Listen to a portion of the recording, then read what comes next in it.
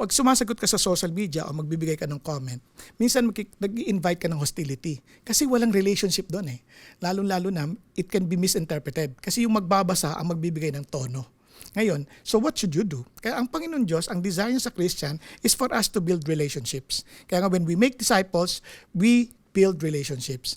Kaya yung pag in-explain natin isang bagay, hindi natin sila, alam nilang hindi natin sila inaatake, sinasabi natin kasi mahal natin sila. Ngayon, ang tanong, sasali ba tayo sa bagay ito katulad ng Halloween? Di ba? Dalawang bagay.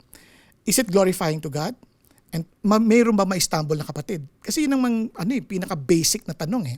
Ngayon, kung magsusot ka ng kademonyohan, parang sino gino-glorify mo? Bakit mo kailangan magsuot ng ganon? Diba? Tatakutin mo yung mga bata. Ba't mo susuotin yun? Ba't mo gagawin yun? Diba? Kasi totoo niyan, yung Halloween, talagang sa totoo lang, kaya naging All Saints Day yan eh. Kasi may sineselebrate ang mga pagans na talagang para sa kanilang mga Diyos-Diyosan, mga ganyan.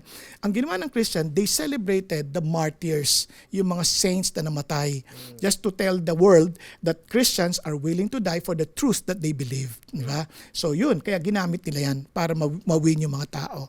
Kaya lang, over time, bumalik ulit sa original. Bumalik sa mga multo, bumalik sa mga demonyo, ganyan. And doon sa area na yun, hindi natin kailangan lumahok. Diba? Gawa tayo doon sa bahagi na pwede tayong mawin natin yung mga bata, yung mga kapitbahay na hindi tayo mukhang KJ pero hindi naman tayo nagko-compromise. At magamit natin as an avenue to evangelize. Provided merong mga may stumble. Wag na lang for the sake of the brother because we are always to operate in love.